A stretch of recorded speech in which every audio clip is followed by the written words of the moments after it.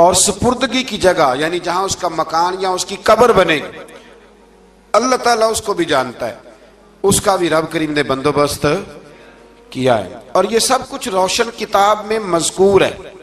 مزید اللہ تعالیٰ نے فرمایا کہ تخلیق کائنات کا مقصد انسان کے خیر و شر کی آزمائش ہے، اس کے بعد کافروں کے حیات بعد الموت کو سحر قرار دینا۔ وہ کہتے تھے یہ جادو ہے، تو جادو قرار دینے اور ان کی سرکشی کا بیان ہے کہ عذاب میں تاخیر کو احسان شمار کرنے کی بجائے مسلمانوں کو تانے دیتے ہیں کہ عذاب کو کس چیز نے روک رکھا ہے۔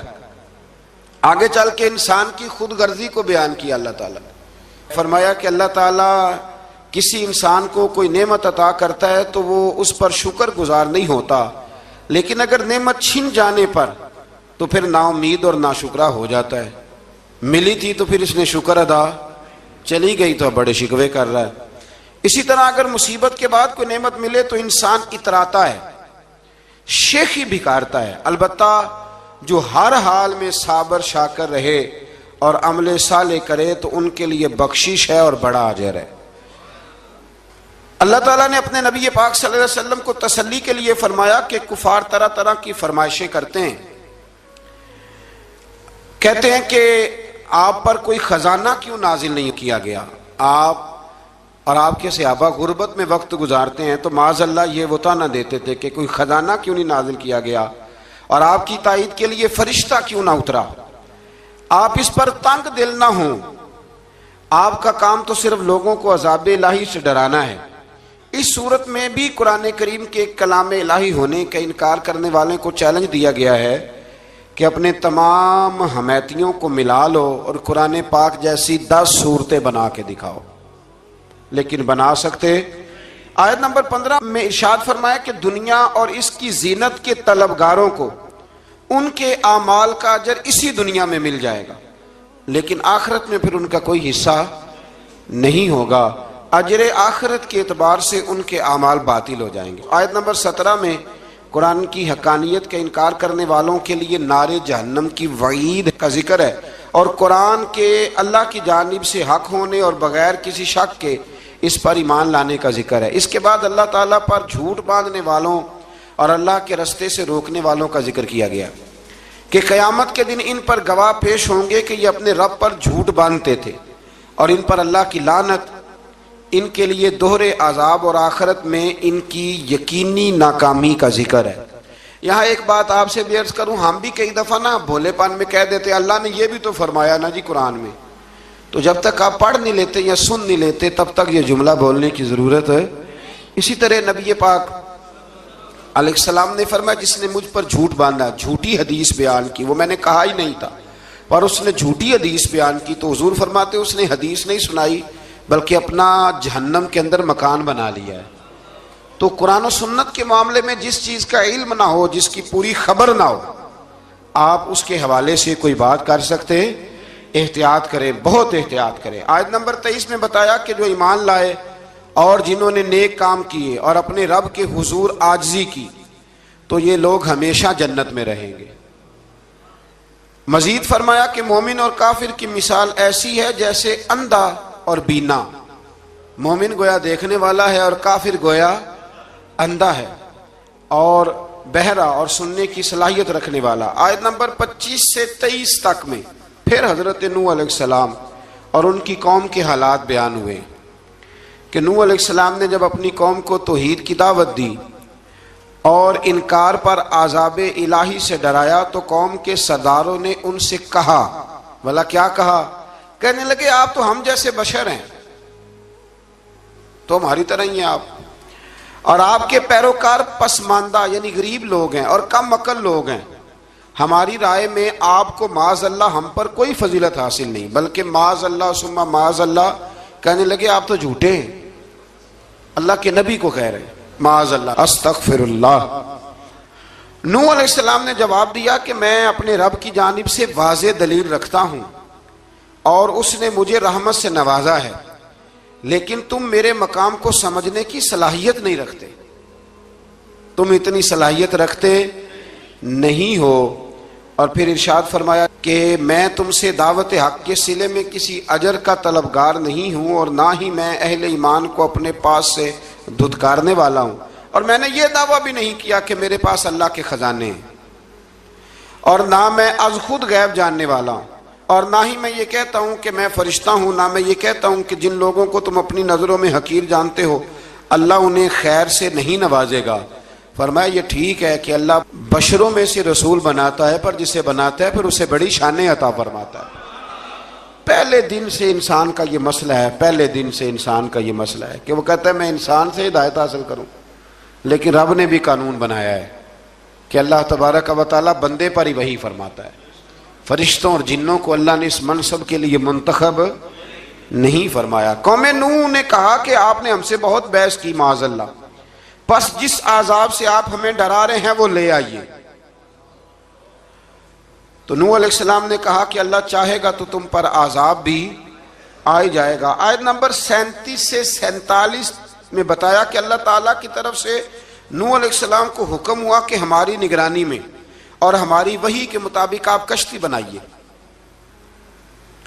اور ظالموں کے بارے میں ہم سے کوئی بات نہ کریں۔ حضرت نوح کی خواہش تھی کہ یا اللہ انہیں بھی معاف کر دے، فرمایا یہ ظالم ہے تو میرے نبی ان کے بارے میں مجھ سے کوئی بات نہ کریں، وہ ضرور غرق ہو جائیں گے۔ پھر وہ کشتی بنانے لگے، اور جب ان کی قوم کے سردار ان کے پاس سے گزرتے تو ان کا مذاق اڑاتے۔ یہ آپ کیا کر رہے ہیں؟ آج بھی وزیر مشیر بڑے بڑے لوگ اللہ ماشاءاللہ دینداروں کا مذاق اڑاتے نہیں؟ اڑاتے ہیں کہ نہیں اڑاتے مذاق؟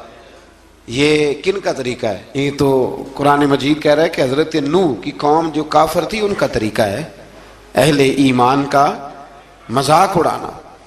تو وہ مذاق اڑانے لگے۔ نوح علیہ السلام نے کہا کہ وہ وقت آنے والا ہے کہ جب تمہارا مذاق اڑایا جائے گا اور تمہیں پتہ چل جائے گا کہ رسوا کن عذاب کس پر آئے گا۔ اللہ تعالیٰ نے فرمایا جب ہمارا حکم عذاب آ پہنچا اور تندور ابلنے لگا، تندور سے آگ نکلا کرتی ہے، پانی نہیں نکلا کرتا، اور نوح علیہ السلام کی قوم پر جب عذاب آیا تو پانی تندور سے نکلا، تندور سے اللہ نے پانی نکالا، جہاں سے پانی نکلا نہیں کرتا، تندور ابلنے لگا۔ اللہ اکبر۔ تو اللہ تبارک و تعالیٰ نے فرمایا تو ہم نے نوح علیہ السلام سے کہا کہ آپ خود اور اپنے گھر والوں کے ساتھ اس کشتی میں سوار ہو جائیں، اور اہل ایمان کو بھی سوار کر لیں، اور ہر چیز کے جوڑے یعنی نر اور مادہ کو سوار کر لیں۔ اور ان کے ساتھ ایمان والے بہت کم تھے۔ حضرت نوح علیہ السلام دعائیں پڑھتے ہوئے سوار ہو گئے۔ پھر کیا ہوا؟ کشتی انہیں پہاڑوں جیسی موجوں میں لے جا رہی تھی کہ نوح علیہ السلام الگ کھڑے ہوئے اپنے بیٹے سے فرمانے لگے اے بیٹے ہمارے ساتھ کشتی میں سوار ہو جا اور کافروں کے ساتھ نہ رہو۔ اس نے یعنی نوح علیہ السلام کے بیٹے نے کہا کہ میں آپ کے ساتھ نہیں بیٹھوں گا، ابھی کوئی پہاڑ آئے گا تو میں پہاڑ کی پناہ لے لوں گا۔ اگر کسی نیک آدمی کا بیٹا کبھی غلط نکل آئے تو اس کا مطلب یہ نہیں کہ اس نے تربیت ٹھیک نہیں کی، ہاں یہ اعتراض چھوڑ دیں، اس لیے کہ نوح علیہ السلام کا بیٹا کافر ہو گیا۔ اور جب سیلاب نظر آیا تو اس سے کہا کہ آجا سوار ہو جا، تو کہنے لگا میں نہیں بیٹھوں گا، میں تو کسی پہاڑ کی پناہ لے لوں گا اور میں اس کے اندر چھپ جاؤں گا اور وہ پہاڑ مجھے پانی سے بچا لے گا۔ نوح علیہ السلام نے کہا آج اللہ کے حکم کے سوا کوئی بچانے والا نہیں ہے سوائے اس کے جس پر اللہ رحم فرمائے۔ پھر ان دونوں کے درمیان موج حائل ہو گئی، ایسے ایک موج اٹھی اور حضرت نوح کا بیٹا ڈوب گیا۔ اور جب حضرت نوح کا بیٹا ڈوبا اللہ کی طرف سے حکم ہوا اے زمین اپنا پانی نگل لے، اے آسمان تھم جا، پانی خوش ہو گیا، اللہ کا فیصلہ نافذ ہو گیا اور کشتی کوہ جودی پر ٹھہر گئی۔ نوح علیہ السلام نے اللہ سے التجا کی کیا میرے پروردگار میرا بیٹا اور میرے اہل سے ہے اور تیرا وعدہ سچا ہے کہ تم میرے اہل کو بچا لے گا۔ اللہ نے فرمایا نوح وہ آپ کے اہل میں سے ہے ہی نہیں، وہ آپ کے اہل میں سے ہے ہی نہیں۔ اہل میں سے وہ ہوگا جو آپ کے طریقے پہ چلے گا، جو طریقے پہ نہ چلے وہ نسل میں سے ہے ہی نہیں، وہ ختم ہو گئی بات۔ اللہ اکبر۔ اس کے اعمال ٹھیک نہیں، جس بات کی حقیقت کا آپ کو معلوم نہ ہو اس کے بارے میں سوال نہ کریں۔ تو نوح علیہ السلام نے اللہ تعالیٰ سے اپنی اس اجتہادی خطا پر مغفرت اور رحم کی دعا کی۔ پھر طوفان نوح تھم جانے کے بعد وہ سلامتی کے ساتھ اتر گئے۔ اجتہادی خطا میں نے ایک لفظ بولا ہے، یہ اجتہادی خطا کا مطلب یہ ہے کہ بعض اوقات انبیاء سے ایسی باتیں سرزد ہو جاتی ہیں کہ جو تعلیم امت کے لیے ضروری ہوتی ہیں، تاکہ لوگوں کو پتہ چل جائے کہ اللہ کی بارگاہ میں توبہ کیسے کرنی۔ اگر وہ لوگ توبہ نہ کرتے تو ہمیں توبہ کے طریقے سمجھ میں، یعنی ان سے اجتہادی خطا ہو گئی، کہنے میں کرنے میں کوئی ایسی بات ہو گئی جو بظاہر اللہ تعالیٰ کی رضا والی، تو فوراً معافی مانگ لیتے تھے۔ لیکن اب امتی اٹھ کے کہے کہ نبی گناہ گار ہے معاذ اللہ۔ حضرت آدم نے دعا مانگی تھی نا، ربنا ظلمنا انفسنا، اے اللہ ہم نے اپنی جانوں پر ظلم کیا، انہوں نے کہا تھا۔ تو اگر کوئی بندہ حضرت آدم کو ظالم کہے گا تو کافر ہو جائے گا۔ تو اگر وہ کہے کہ وہ تو خود کہہ رہے ہیں، ایک بندہ اڑ جاتا ہے، کہتے ہیں جو خود کہہ رہے ربنا ظلمنا، تو خدا کے بندے وہ اللہ کے نبی ہیں، وہ رب سے کہہ رہے ہیں، وہ عاجزی کے طور پر کہہ رہے ہیں۔ کچھ لوگ اڑ جاتے ہیں، کہتے ہیں خود حضور نے کہا ہے جی انا بشر مثلکم، میں تمہاری طرح کا بشر ہوں، خود نبی پاک نے کہا ہے۔ عجیب بیوقوف بندے ہو، نبی کریم تو کہہ سکتے ہیں پر امتی اٹھ کے نہیں کہہ سکتا۔ اس نے تو کہنا ہے وہ حبیب اللہ ہے، اس نے تو کہنا ہے وہ قیامت میں شفاعت کرنے والے ہیں، امتی نے تو کہنا ہے وہ سارے نبیوں کے سردار ہیں، وہ امام الانبیاء ہیں۔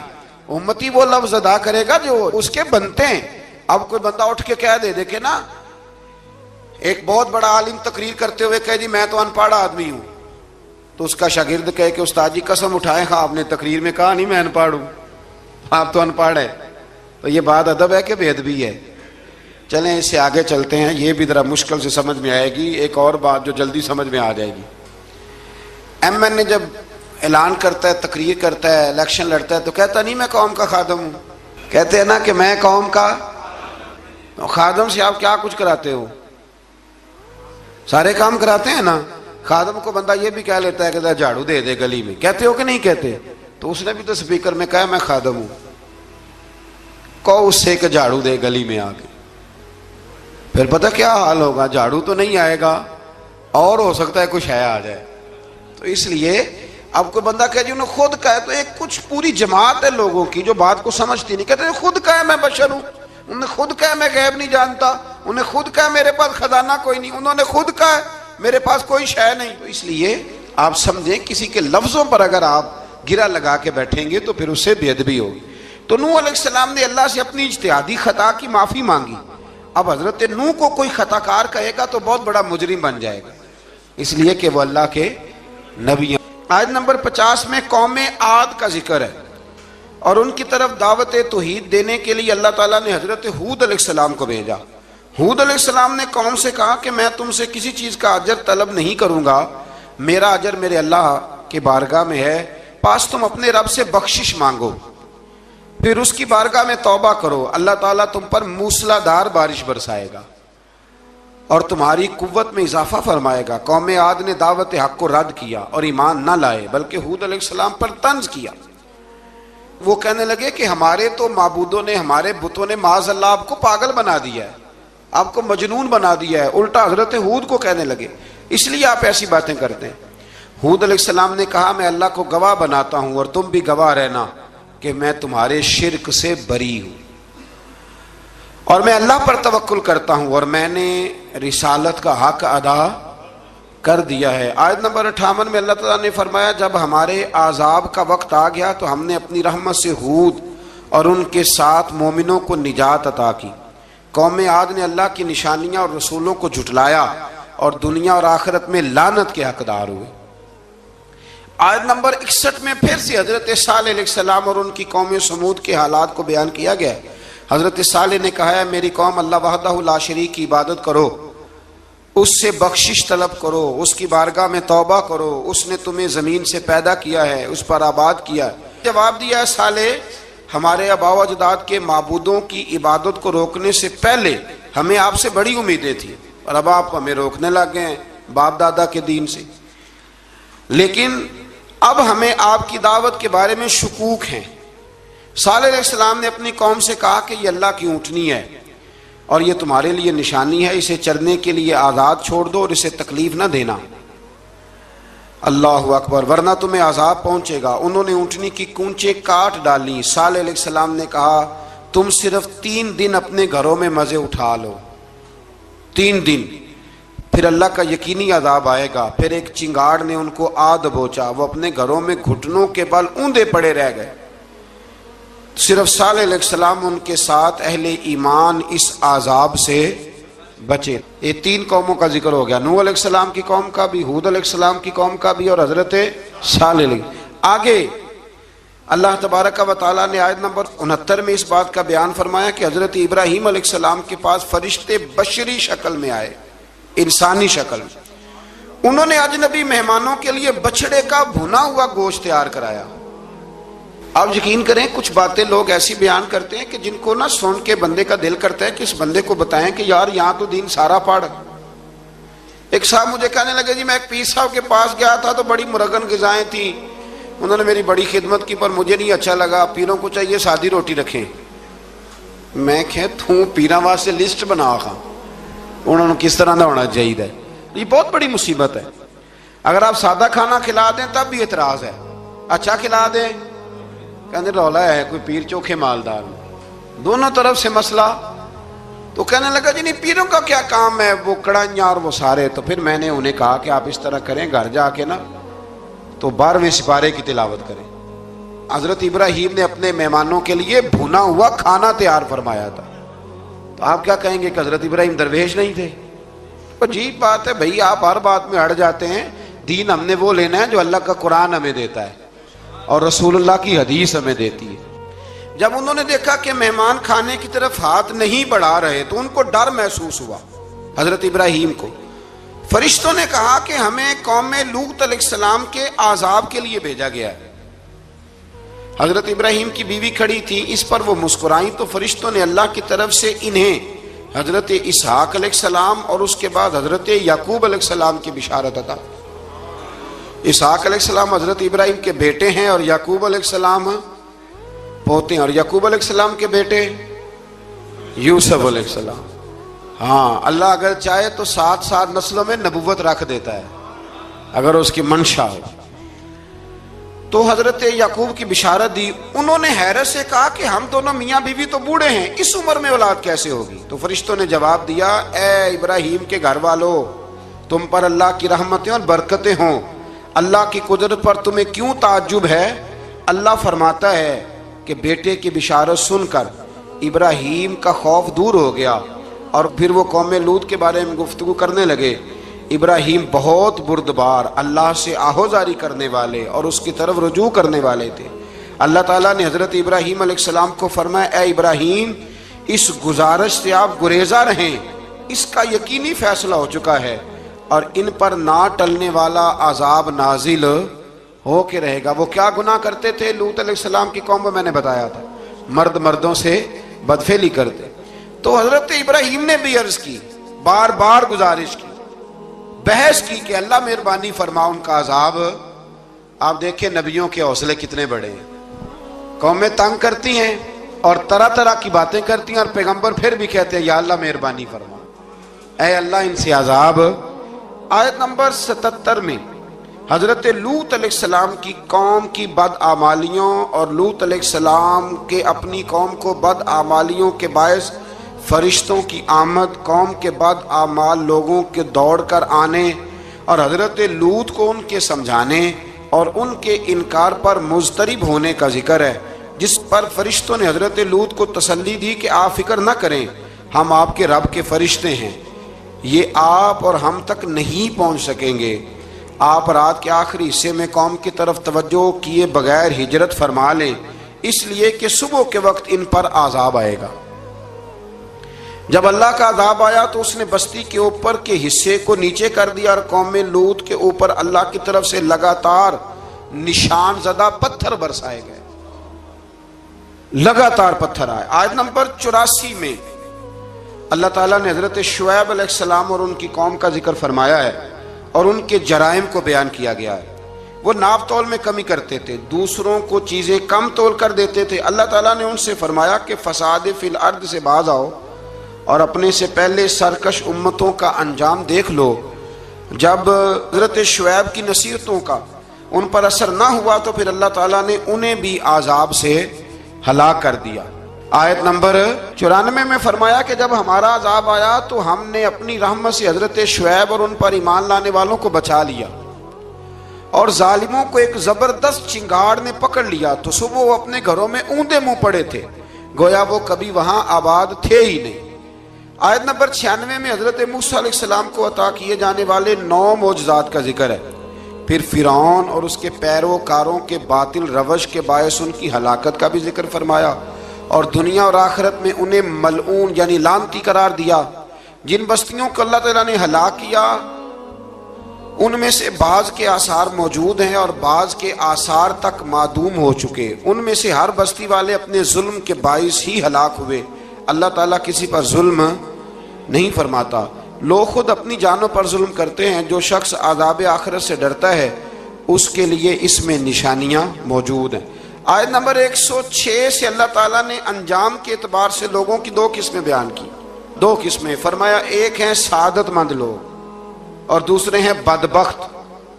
فرمایا بدبختوں کا ٹھکانہ جہنم ہے جس میں وہ ہمیشہ رہیں گے، اور نیک بختوں کا ٹھکانہ جنت ہے، وہ ہمیشہ اسی میں رہیں گے، اور ان کے لیے اللہ کی طرف سے نا ختم ہونے والی عطائیں۔ آیت نمبر 110 میں حضور صلی اللہ علیہ وسلم کو تسلی دی گئی کہ جس طرح یہ لوگ قرآن کے بارے میں اختلاف کرتے ہیں، اسی طرح قوم موسیٰ نے تورات کے بارے میں بھی اختلاف کیا تھا، اور اللہ نے ان کے اعمال کا پورا بدلہ انہیں دیا۔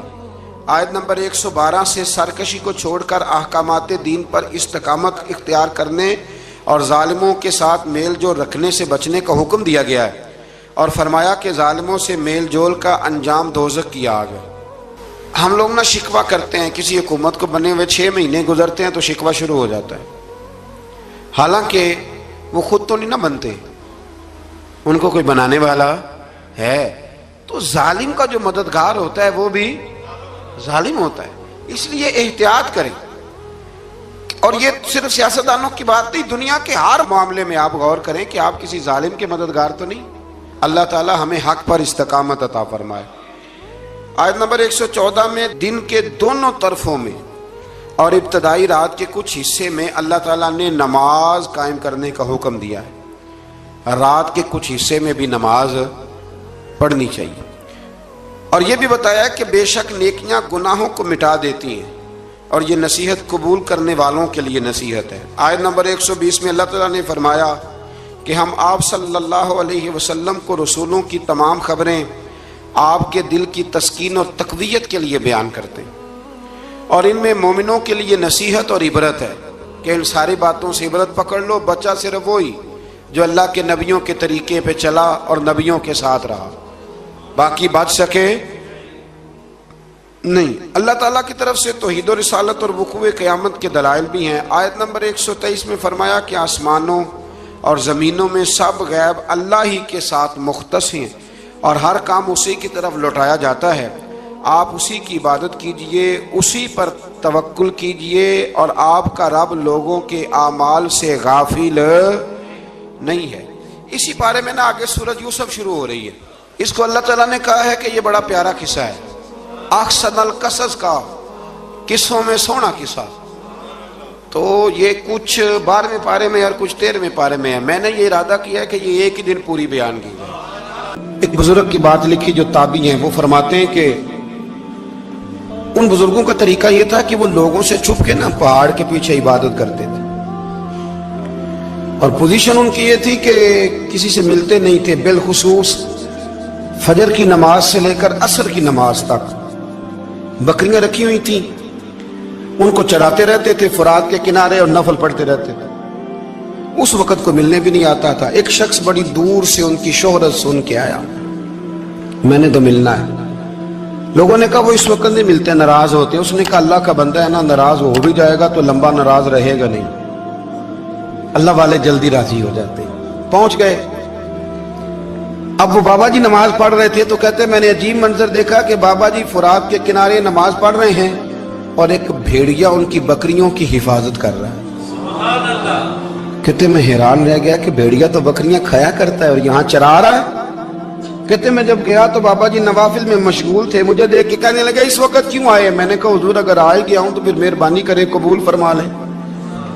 میں بیٹھ گیا تو میں نے کہا حضور یہ بھیڑیا بکریاں چلا رہا ہے، بھیڑیے اور بکریے کی صلح کب سے ہو گئی؟ تو فرماتے ہیں لمبی تقریر نہیں، ہلکا سا جملہ، فرمانے لگے جب سے بکریوں کے مالک نے رب سے صلح کر لی ہے نا، تب سے بھیڑیوں نے بھی بکریوں سے صلح کر لی ہے۔ بکریوں کے مالک نے رب سے صلح کر لی، گناہ چھوڑ دیے، اس کی فرما برداری میں آ گئے، اب پھر اسے بکریاں چلانے کی ضرورت نہیں رہی، بکریاں نہ اب بھیڑیا چراتا ہے۔ کہتے ہیں میرے اوپر کپ کپی طاری ہو گئی بزرگوں کی بات سن کے، اور مجھے پیاس لگی اور خواہش آئی کہ پتہ نہیں اب بابا جی کچھ کھلائیں پلائیں گے بھی کہ نہیں، بابا جی کچھ کھلائیں گے بھی کہ نہیں۔ کہتے میرے دل میں خیال تھا تو بزرگوں نے نا ایک لکڑی کا پیالہ، ان کے پاس وہ غار میں بیٹھے تھے تو ایک چھوٹا سا پتھر تھا، اس کی ڈھلان بنی ہوئی، بابا جی نے اس کے نیچے لکڑی کا پیالہ رکھا، وہ رکھا ہی تھا تو وہ دودھ سے بھر گیا۔ کہتے انہوں نے مجھے دیا تو ٹھنڈا اور میٹھا دودھ، میری طبیعت خوش ہو گئی۔ بابا جی نے دوبارہ وہی پیالہ اسی جگہ رکھا تو شہد سے بھر گیا۔ 1000 سال پہلے داتا صاحب لکھ رہے ہیں، کہتے مجھے دیا، میں نے فوراً کہا، میں نے کہا حضور یہ دودھ تو گائیں بھینس دیتی ہے، پہاڑوں سے تو نہیں نکلا کرتا، اور شہد تو شہد کی مکھیاں دیتی ہیں، پتھروں سے تو نہیں نکلتا، یہ آپ کہاں سے نکال رہے ہیں؟ تو کہتے ہیں وہ قرآن مجید پڑھنے لگے۔ وَإِذِ اسْتَسْقَى مُوسَىٰ لِقَوْمِهِ، جب موسیٰ کی قوم نے ان سے پانی مانگا، فرمانے لگے موسیٰ کی نافرمان قوم پانی مانگے، حضرت موسیٰ پتھر پہ ڈنڈا مارے تو اللہ وہاں سے 12 چشمے جاری کر دے۔ جو رب حضرت موسیٰ کی نافرمان قوم کے لیے پتھر اور پہاڑوں سے چشمے نکال دیتا ہے نا، وہ محمد عربی کے غلاموں کے لیے پتھر اور پہاڑوں سے دودھ اور شہد بھی نکال دیا کرتا ہے۔ وہ بزرگ کہنے لگے بس بات یہ ہے کہ آج بھی ہو اگر ابراہیم کا ایمان پیدا تو آگ کر سکتی ہے انداز گلستاں پیدا۔ کہنے لگا حضور پھر میرے لیے بھی دعا کریں۔ آپ فرمانے لگے پھر دعا نہ کرا تو مدینے والے کی غلامی شروع کر، تو نبی کریم کی غلامی شروع کر، تو رسول پاک کی غلامی شروع کر۔ ایک بات علم، پھر فرمایا اللہ رسول سے محبت، پھر فرمایا حضور کی غلامی۔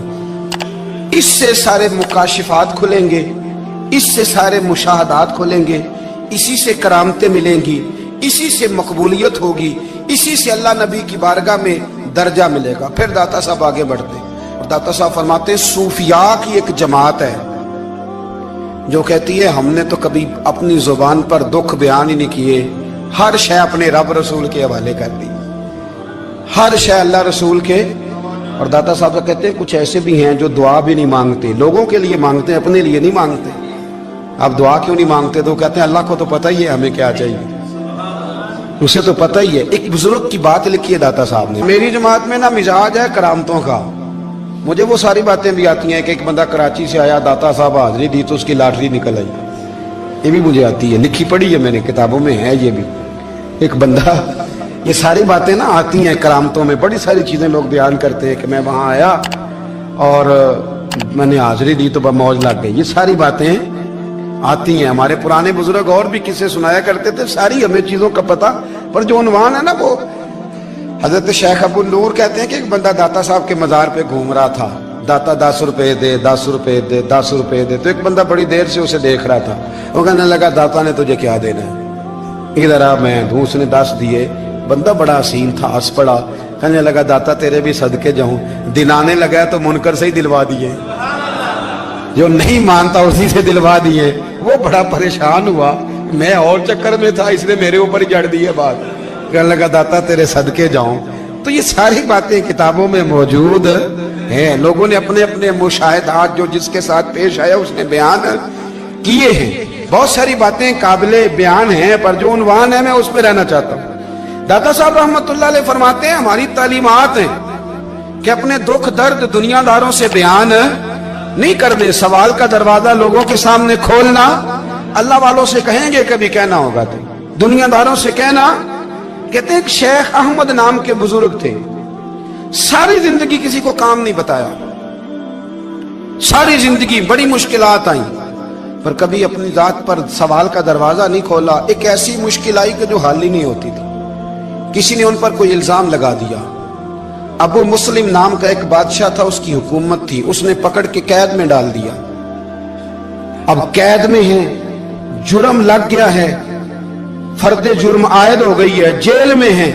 लोग कहने लगे हजरत जी अपनी सफाई में कुछ कहें, और मानने लगे सारी जिंदगी बंदों से कुछ नहीं कहा। अल्लाह रसूल को पता है मैं बेगुनाह हूं, मुझे कहने की जरूरत नहीं। दाता गाजी बख्श अली हजवेरी ने लिखा है, दाता साहब कहते हैं तू यकीन कामिल तो पैदा कर, तू ईमान तो पुख्ता कर।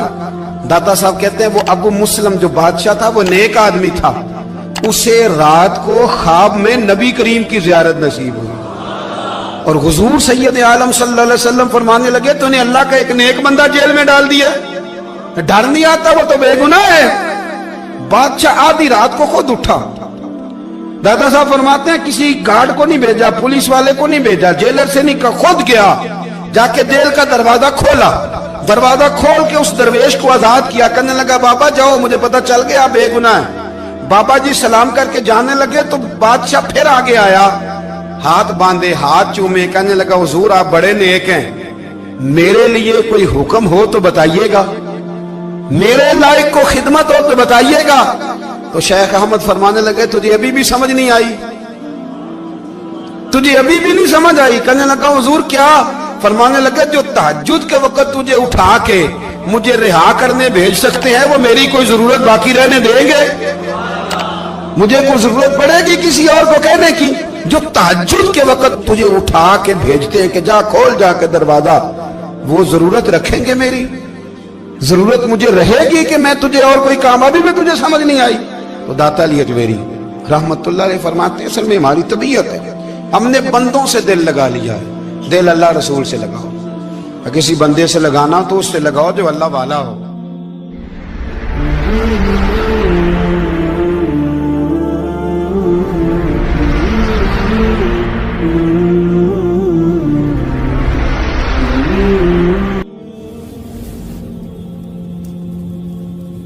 ये वाला रंग तेरे अंदर कोई नहीं।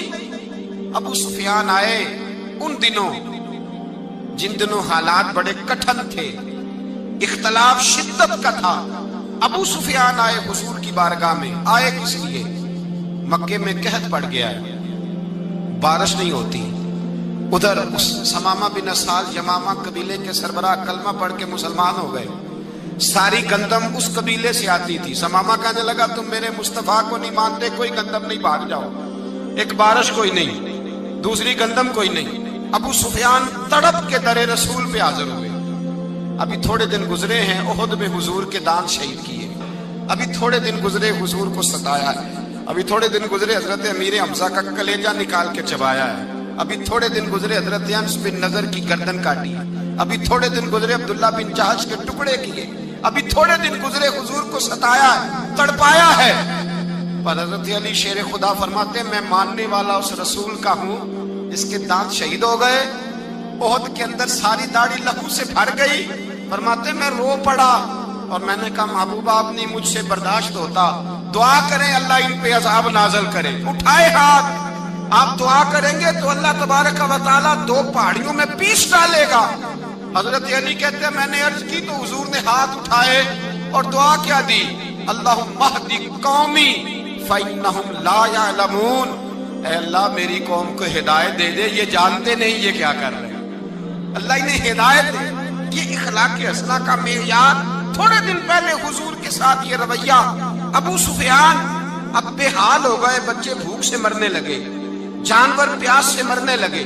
अबू सुफियान छुपता छुपाता कहने लगा चारा कोई नहीं, मुस्तफा के पास जाना ही पड़ेगा। अबू सुफियान मदीने पहुंच गए। जब पहुंचे ना तो अबू सुफियान की अपनी साहिबजादी हजरत उम्मे हबीबा उम्मुल मोमिनीन थी, रसूलुल्लाह की ज़ौजा थी। अबू सुफियान जब आए तो हजरत उम्मे हबीबा के पास सीधे उनके घर गए बेटी से मिलने। हुजूर का बिस्तर बिछा हुआ था। हजरत उम्मे हबीबा हुजूर की ज़ौजा उम्मुल मोमिनीन बिस्तर बिछा है। अबू सुफियान बैठने लगे, जनाब उम्मे हबीबा कहने लगी अब्बा जी ठहर जाएं। वो ठहरे तो बिस्तर समेट दिया। कहने लगे बेटी शायद तेरे घर में कोई कीमती बिस्तर नहीं, गुर्बत छुपाने के लिए बिस्तर समेट रही हो। जनाब उम्मे हबीबा कहने लगी अब्बा तू मुसलमान नहीं ना हुआ, अभी तेरी सोच काफिरों जैसी है। तू यहाँ आके खड़ा होना जहाँ मैं खड़ी हूँ, फिर तुझे रसूलुल्लाह की मोहब्बत के रंग का पता चले। तू अभी खड़ा वहां है जहाँ तुझे कुफर ही कुफर सुनाई और सुझाई देता है। بستر اس لیے نہیں سمیٹا کہ معاذ اللہ کم قیمت تھا، میں نے اس لیے سمیٹا ہے کہ تو نجس ہے، ناپاک ہے، ابھی کلمہ نہیں پڑھتا۔ اور یہ اس رسول کا بستر ہے کہ جو بستر میں موجود ہوتے ہیں تو جبریل امین قرآن لے کے تشریف لے آتے ہیں، ذرا وجود اس قابل نہیں کہ یہاں بٹھایا جائے۔ نبی پاک صلی اللہ علیہ وسلم کی بارگاہ تک ابو سفیان آئے۔ ابو سفیان کہتے ہیں مجھے امید نہیں تھی، ابھی سوچ نہیں نا بدلی تھی، کہتے مجھے امید نہیں تھی، میرا خیال تھا وہ شکوے کریں گے، شکایتیں کریں گے، وہ کہیں گے تم نے بھی تو بڑا کچھ کیا ہے نا۔ ابو سفیان کہتے ہیں میں قربان جاؤں، میں نے یہ رنگ دیکھا تو مدینے کی فضا ویسے ہی بڑی ٹھنڈی تھی، لیکن مصطفیٰ کریم کے ساتھ جب میں نے بات کی تو میرے وجود پر گریہ طاری ہو گئی، میرے اوپر کیفیت طاری ہو گئی، میں تڑپنے لگا۔ کہتے ہیں میں نے کہا محبوبہ میں آیا ہوں، آپ کا کلمہ پڑھتے ہی سمامہ نے گندم بند کر دی ہے، بارشیں رک گئی ہیں، مکے کے لوگ بھوک اور پیاس سے مرنے لگے ہیں، محبوبہ بیٹیاں روتی ہیں، یا رسول اللہ مائیں ان کی چھاتیوں میں دودھ خشک ہو گیا ہے، بچے بلکتے ہیں۔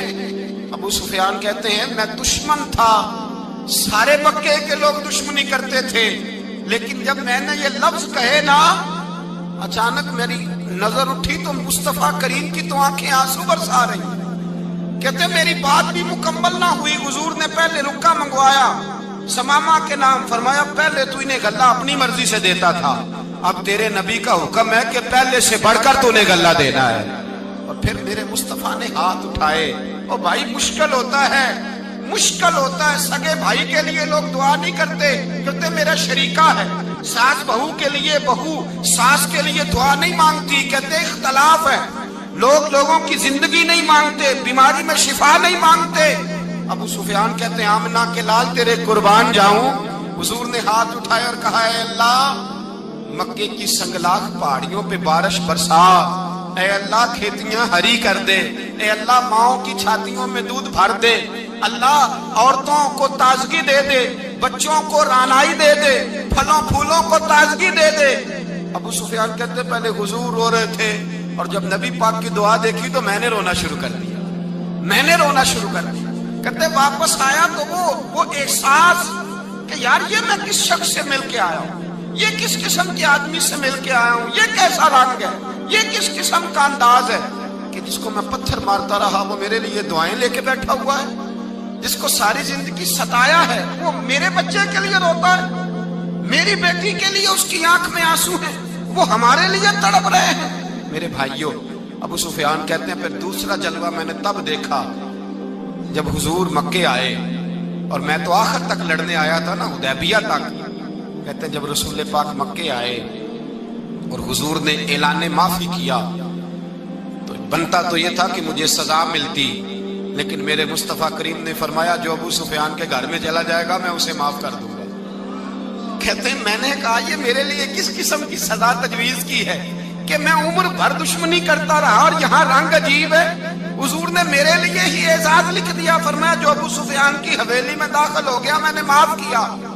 ابو سفیان کہتے ہیں پتہ نہیں کتنے پردے تھے جو اٹھ گئے، پتہ نہیں کتنی منزلیں تھیں جو طے ہو گئی، پتہ نہیں کتنے جلوے تھے جن کا نظارہ ہو گیا، اور میں نے غور سے چہرہ دیکھا تو میری آنکھوں سے پٹی اتر گئی، اور مجھے عبداللہ کے یتیم بیٹے کے پیچھے محمد الرسول اللہ کے جلوے نظر آنے شروع ہو گئے۔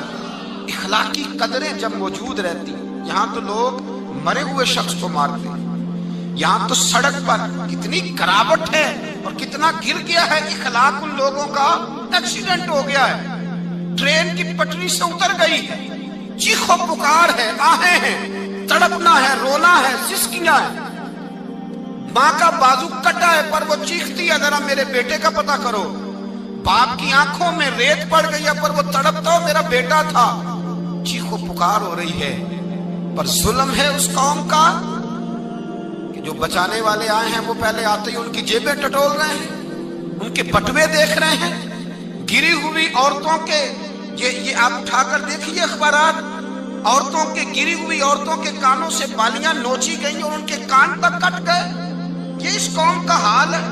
اقبال کہتے ہیں جنہیں آتا نہیں دنیا میں کوئی فن تم ہو، اور بیچ کھاتے ہیں جو بزرگوں کا کفن تم ہو۔ تم وہ لوگ ہو جو کفنوں پہ سودے کرتے ہو، जो कब्रों पे सौदे करते हो। ये लोग तिजारतें करते हैं, इखलाकी पस्ती का ये आलम के लोग कब्रों पे सजदे करते हैं, बेटे बेच के दहेज खरीदते हैं। गरीब की बेटी रोज तड़पती है, रोती है, रोज सिसकियां लेती है कि कहां से वो दरवाजा खुलेगा जब मैं भी जब सुहागन होंगी, जब मेरा बाप भी इज्जत के साथ मुझे रुखसत करेगा। और गरीब आदमी बेटी की शादी के बाद इतना दुखी रहता है, वो भी कम ही लोग जानते हैं, वो भी वही लोग जानते हैं जो इस मंजर से गुजरते हैं। हमारा इखलाकी मामला इस कदर ज्यादा तबाही का शिकार है। मेरे मुस्तफा करीम सैयद आलम नूर मुजस्सम सल्लल्लाहु अलैहि वसल्लम जज्बात का ख्याल रखते, एहसासात का ख्याल रखते, तसव्वुरात का। ओ भाई, इससे बड़ा इखलाक का मुजाहरा कहां से लेने जाओगे? कि आमना के लाल फरमाते हैं, मेरा दिल करता है नमाज लंबी पढ़ाऊं, नमाज अल्लाह की नमाज, दिल करता है लंबी नमाज पढ़ाऊं, मैं लंबी लंबी सूरतें तिलावत करूं, मैं खुल के रब करीम का कुरान पढ़ूं, मैं अल्लाह तबारक व तआला के कुरान मजीद के जायकों में खो जाऊं। लेकिन हुजूर फरमाते हैं नमाज में किसी बच्चे के रोने की आवाज आती है, किसी बूढ़े की हाय की आवाज आती है, किसी बीमार आदमी की हाय की आवाज आती है। नबी पाक फरमाते हैं मैं अल्लाह की नमाज छोटी कर देता हूं, अल्लाह के बंदों का ख्याल करता हूं।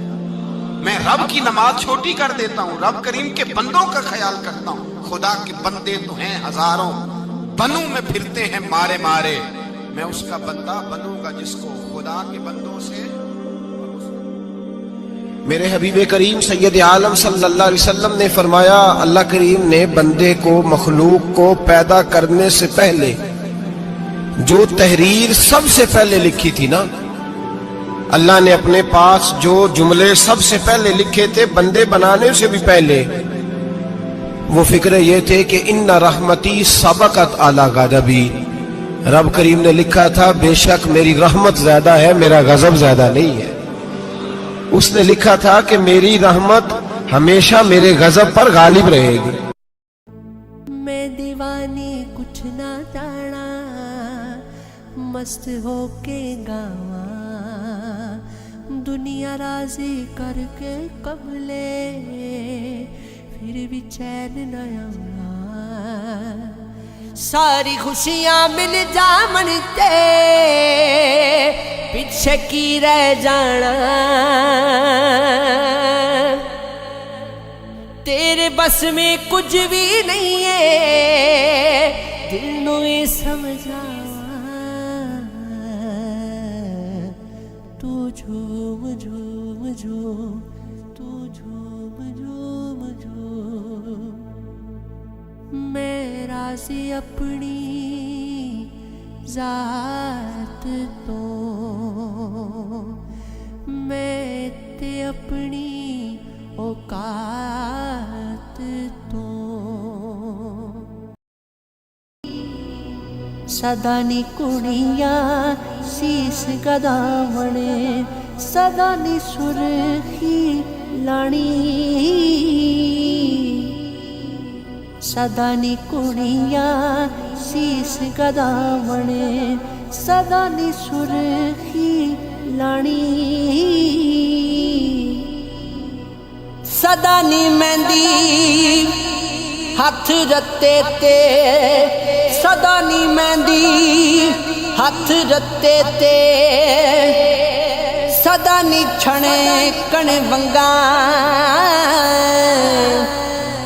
सदा नी चूले पान मोहम्मद। सदा नी रल मिल संगा, सदा नी चूले पान मोहम्मद। सदा नी रल मिल संगा।